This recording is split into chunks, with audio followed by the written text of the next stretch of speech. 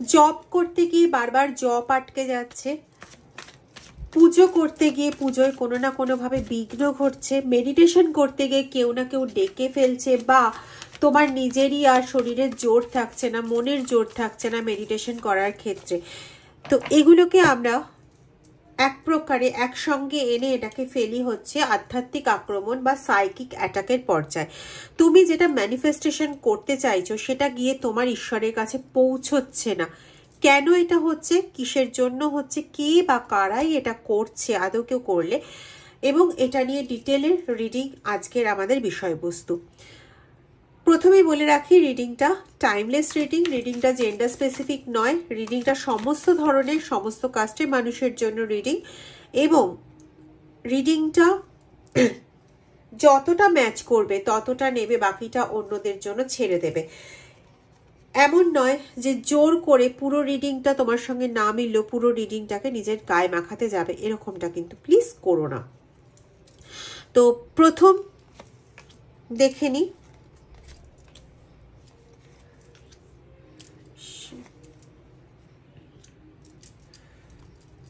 ওকে দেখো এখান থেকে যা কার্ড এসেছে সেই অনুযায়ী দাঁড়ায়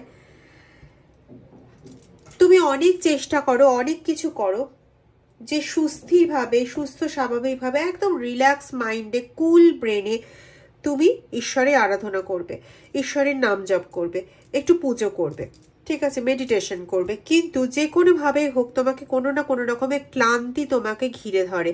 কিরকম, ধরো তুমি পুজো করতে বসেছো, তোমার মনে হলো একটু ঘুমিয়ে নি, একটু শুয়ে নি, বা তুমি পুজো করতে বসেছো, ওদিকে কাজের চিন্তা। দেখো এটা তো হয়, যারা আমরা সংসারের সঙ্গে যুক্ত, যারা আমরা বাস্তবে দুনিয়ায়, জাগতিকের দুনিয়ায় যুক্ত, তাদের একটা কাজের, দুটো কাজের মাঝখানে ফাঁক করে পুজোর কাজটা সারতে হয়।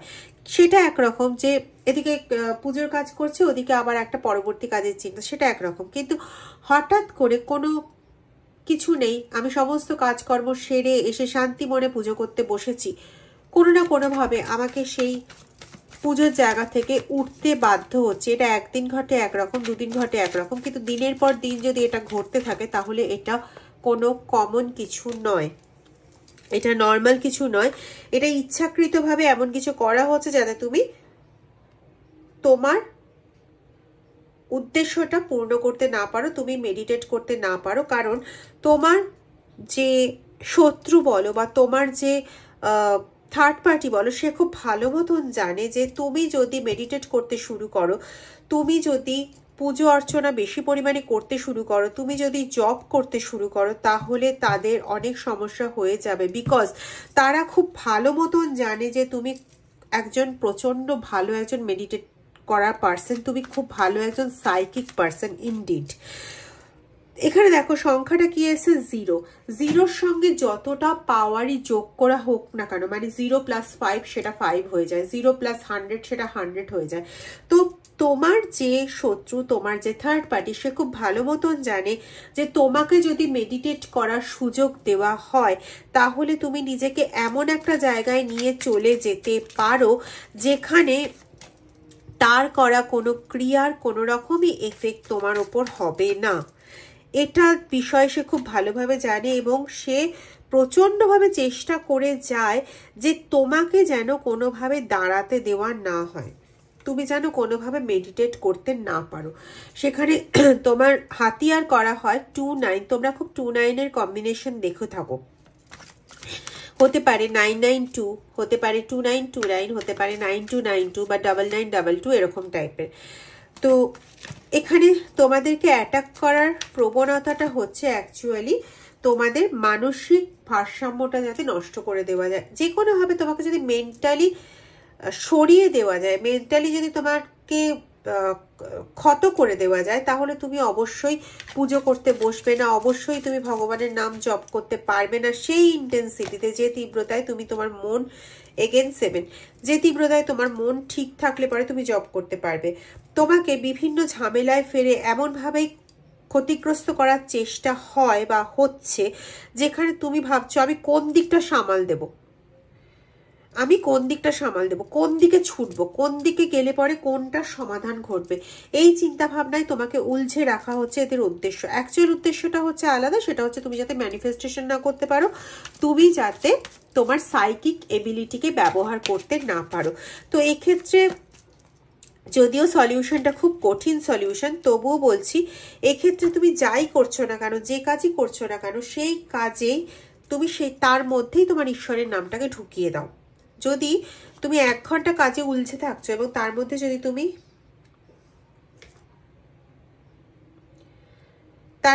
তুমি অন্তত একবারও ঈশ্বরের নাম করতে পারো, 1 ঘন্টার কাজের মধ্যে একবারও যদি ঈশ্বরের নাম করতে পারো, তাহলে দেখো তুমি যত ঘন্টা জেগে থাকছো তার মধ্যে কয়েকবার তোমার ঈশ্বরের নাম করা হয়ে যাবে। একদম কিছু করতে পারছো না, সেই জায়গায় এটা যথেষ্ট তোমার লাভদায়ক হবে। আর দ্বিতীয় হচ্ছে, দেখতে পাচ্ছ এখানে কার্ডটা ভালো মতন, তোমাকে সব দিক থেকে ডাউন করার কোনো রকম চেষ্টা কিন্তু ইউজ করতে তারা ছাড়ছে না। সব দিক থেকে তোমাকে ডাউন করতে চাইছে এবং তোমাকে কাহিল করে একদম শেষ করে দেওয়াটাই এদের লক্ষ্য। মানে পুরোপুরি শেষ হয়ে যাও, ধনে প্রাণে মানে কি বলবো, সব দিক থেকে তোমাকে শেষ করাই হচ্ছে এদের লক্ষ্য। এবং এরা যখনই দেখে যে একটুখানি সাকসেসফুল হলো, সঙ্গে সঙ্গে এরা নিজেদের মধ্যে আনন্দে মেতে ওঠে। মানে একতরফা বলতে গেলে পরে এরা তোমার হারে এরা আনন্দে পুলকিত হয়ে এরা নিজেদের মধ্যে উৎসবে মেতে ওঠে, বা নিজেদের মধ্যে আনন্দ করতে ওরা মেতে ওঠে।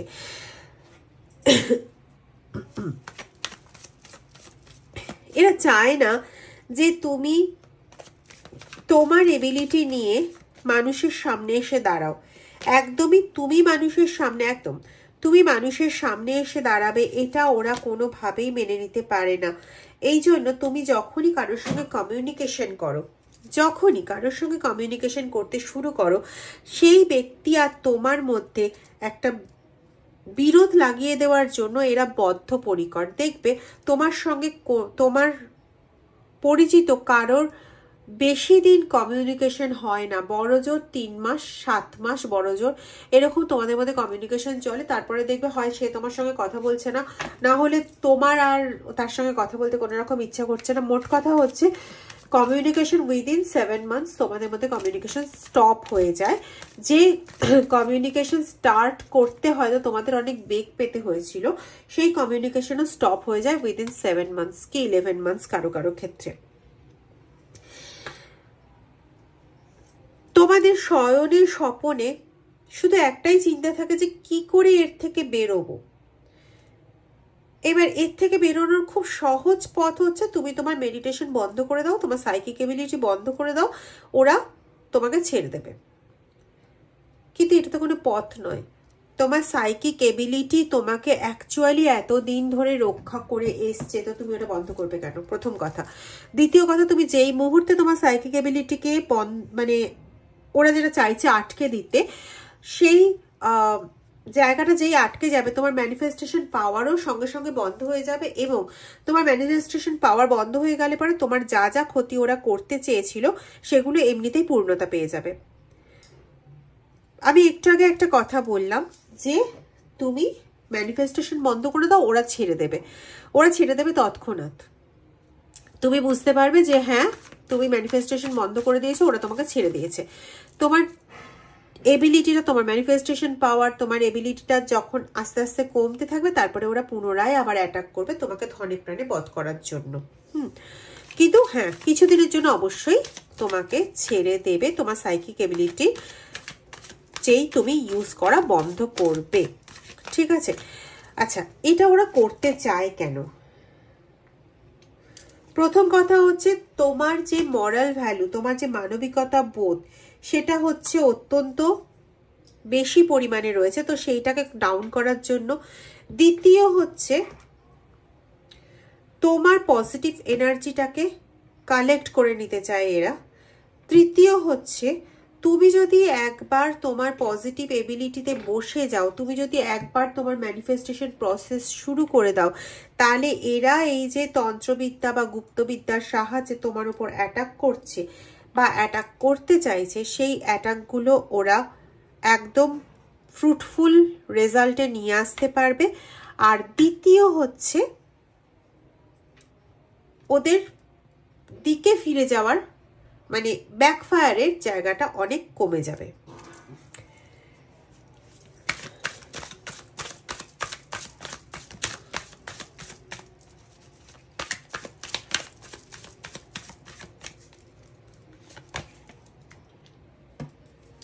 দেখো সেলিব্রেশনের কার্ড, তোমার এতটুকু ক্ষতি হলে এরা সঙ্গে সঙ্গে সেলিব্রেশন শুরু করে। সবচেয়ে বড় কথা হচ্ছে এই ব্যক্তি কিন্তু তোমার একদম খুব কাছের ব্যক্তি, যাকে তুমি ভাবছো যে সে ভীষণ ভালো ব্যক্তি, এবং মানে বেশিরভাগ ক্ষেত্রে না, এটা আমি একটা বন্ধু স্থানীয় এনার্জি পাচ্ছি, বেশিরভাগ ক্ষেত্রে এরা তোমার বন্ধুর ছদ্মবেশে আছে অ্যাকচুয়ালি তোমার ক্ষতি করার জন্য।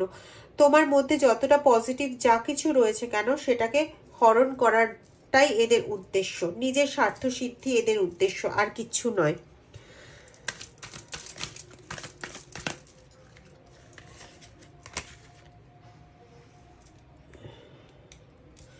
এবং তুমি যে এত কষ্ট পাচ্ছ, তুমি যে এত যন্ত্রণা পাচ্ছ, সেটারও মূল কারণ না তোমার অর্ডিনারিনেস।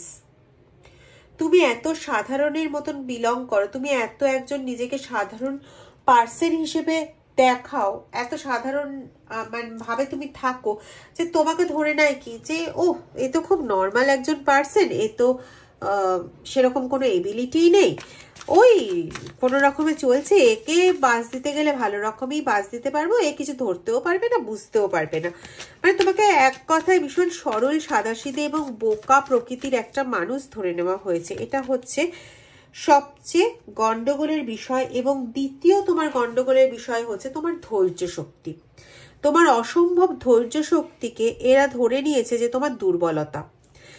তুমি ধৈর্য ধরে আছো, তুমি খুব ভালো মতন জানো, শুধু তুমি নয় ঈশ্বরও খুব ভালো মতন জানে যে তোমার ধৈর্য শক্তির যেদিন পতন ঘটবে সেদিন থেকে ওদের ব্যাকফায়ারিং এমনি শুরু হয়ে যাবে। কিন্তু তুমি এমন একজন মানুষ যে কোনোদিন কারোর ক্ষতি চাও না। তুমি এমন একজন মানুষ যে শুধুমাত্র নিজের যতটা ক্ষতি হয়েছে সেটাকে চাও যে সেটা ঠিক হয়ে যাক, ঈশ্বর যতটা, তাও আবার ঈশ্বর যতটা দেবেন ততটাই ঠিক হোক, এবং অন্য কারোর ক্ষতি করতে তুমি আদৌ রাজি নও। সমস্যাটা হয়ে গেছে এই জায়গায় যে ওরা কিন্তু এগুলো বুঝতে পারে না। ওরা তোমার এই চরম পেশেন্সকে ওরা ধরে নিয়েছে যে তোমার দুর্বলতা। তুমি ভয় পেয়েছো এবং তুমি চুপ করে আছো, যার জন্য তুমি যখন যখন অসুস্থ হচ্ছ বা বেশ কিছুদিন তুমি জ্বরে শুয়ে রয়েছো অথচ তুমি জব করতে পারছো না, ওরা ভেবে নিয়েছে ওদের সেলিব্রেশনের মোমেন্ট এটা, ওরা জিতে গেছে, কিন্তু আসলে তো তুমি ধৈর্য ধরছো। এই জায়গাটা হচ্ছে সবচেয়ে বড় ব্যাপার। একদম তুমি নার্চার করছো, তুমি নিজের অন্তরেই নিজেকে প্রতিপালন করছো, নিজের অন্তরেই নিজে ঈশ্বরের সঙ্গে কানেক্টেড হয়ে রয়েছো। তুমি জ্বরে পড়েছো ঠিকই, কিন্তু তুমি সব সময় ঈশ্বরের সঙ্গে কানেক্টেডও হয়ে রয়েছো। এবং তোমার এই যে ব্যালেন্সিং এবিলিটি, এগেন দেখো 7-এর কার্ড, তোমার এই যে ব্যালেন্সিং এবিলিটি, এইটা নিয়ে ওদের ভীষণ রকম সমস্যা। মানে এক একজনের ক্ষেত্রে কি হয় যে আমি মনে এক ভাবছি কিন্তু করতে বাধ্য হচ্ছি এক, তোমার সেরকম না, তুমি মনেও যা ভাবছো মুখেও তাই বলছো, মাথায়ও তাই করতে চাইছো, ঠিক আছে। এবং সেইটা যখন তোমার বাধা দেওয়া হচ্ছে তুমি চুপ করে যাচ্ছ, তুমি ধৈর্য সহকারে অপেক্ষা করছো যে কখন তোমার সময়টা আবার আসবে, আবার তুমি উঠে দাঁড়াবে। কিন্তু এটাকে বারংবার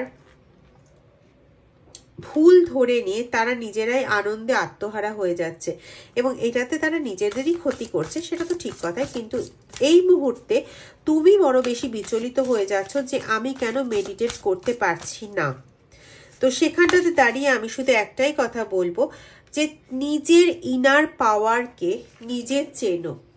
নিজের কার্ড দেখে নাও কি এসছে, আমি বলছি না, নিজের ইনার পাওয়ারটাকে নিজে চেনো।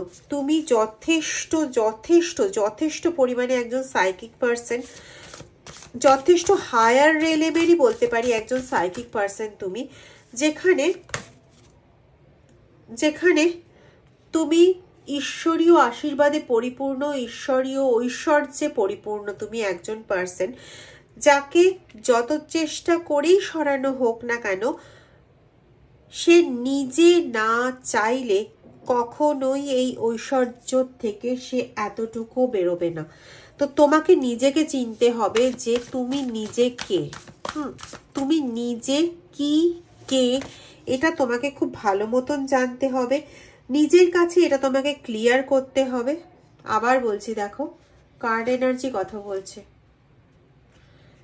নিজেকে নিজের কাছে ক্লিয়ার করতে হবে এবং যেটা নিজে জানতে পারছো, যা তোমাকে ঈশ্বর জানাচ্ছে, তার উপর প্লিজ ভরসা করো। তোমার মনে একটা দোনমনা চলে আসে যে এত তো ঈশ্বরের করছি, তাহলে ঈশ্বর কি চাইছেন? উনি কি চাইছেন না যে আমি তার নাম জপ করি? উনি কি চাইছেন না যে আমি তার আরাধনা করি? ঈশ্বর কি চাইছেন না যে আমি তার পথে থাকি? তোমার মধ্যে এরকম ধরনের ভাবনা চিন্তা চলে আসে। That is the death card. তোমার মধ্যে এরকম ধরনের ভাবনা চিন্তা চলে আসে। তুমি যখন অনেক কষ্টের শিকার হও, তখন তোমার মনে হয় তাহলে ঈশ্বরই কি চাইছেন না যে আমি এই পথে থাকি? কিন্তু একটা কথাই বলবো, দেখো কার্ডটা ডেথ কার্ড এসছে। ডেথ কার্ডে কিন্তু দুটো মানে হয়, এক হচ্ছে যে পথে চলছো সেটা দি এন্ড, আরেকটা হচ্ছে একটা নিউ বিগিনিং। তোমাদের অনেকের ক্ষেত্রেই কিন্তু নতুনভাবে তোমাদের জীবনের রাস্তা আবার খুলতে চলেছে। অনেকের কাছে নতুনভাবে জীবনের রাস্তা খুলতে চলেছে। ঈশ্বরের মহিমায় নতুনভাবে তোমরা মহিমান্বিত হতে চলেছো, ইটস ফর শিওর। ঠিক আছে, এবং এখানে তোমাদের অনেকটা রাস্তা ট্রাভেল করতে হচ্ছে, ঠিক কথাই, কিন্তু এই রাস্তাটা তোমাদের ট্রাভেল করানোর না একটা উদ্দেশ্য আছে। দেখবে কোনো ব্যক্তি কিন্তু নর্মালি সমস্ত কিছু শিখে যায় না যতক্ষণ না পর্যন্ত সে কোনো রকম ঝামেলার মধ্যে পড়ে, যতক্ষণ না পর্যন্ত সে কোনো রকম প্রতিকূলতা পায়, ততক্ষণ পর্যন্ত সেই প্রতিকূল পরিবেশের সঙ্গে সে কিন্তু যুঝতেও শেখে না, যুদ্ধ করতেও শেখে না। আর যখন সে যুদ্ধ করতে শিখে যায়, তখন কিন্তু তার প্রকৃত ট্রান্সফরমেশন ঘটে। তো ঈশ্বর কিন্তু তোমার জন্য অনেক বড় কিছু একটা প্ল্যান করে রেখেছেন। ঈশ্বর চান তোমাকে এমনভাবে ট্রান্সফর্ম করতে যেখানে তোমার সামনে আর কেউ দাঁড়াতে পারবে না এবং তুমি তোমার মহিমায় অত্যন্ত সুন্দরভাবে তুমি প্রকাশিত হবে। এটাই কিন্তু ঈশ্বরের সর্বপ্রথম এবং শেষ ইচ্ছে। তাই জন্য তিনি তোমাকে এত যুদ্ধের পথ দিয়ে অতিক্রম করাচ্ছেন। আর এই যারা ভাবছে না তোমার ক্ষতি করে দিতে পারছে বা কিছু করতে পারছে, একটু একটু তোমার অসাফল্য দেখে নিজেরা সেলিব্রেশন করছে, তাদের কাছে এই বিষয়টা জানা নেই যে বিধাতার অ্যাকচুয়াল ইচ্ছেটা কি। তারা শুধুমাত্র বিধাতার ইচ্ছে অনুযায়ী কিছু কিছু ক্ষেত্রে তারা সেটা সাপোর্টিভ কাজ করে চলেছে। হ্যাঁ, করতে গিয়ে তারা অনেক সময় একটু বেশি সমস্যার সম্মুখীন করে দিচ্ছে তোমাকে, কিন্তু এটাও সত্যি কথা যে তোমাকে সেটা থেকে বেরোনোর পথও তিনি দেখাচ্ছেন। ভালো থেকো।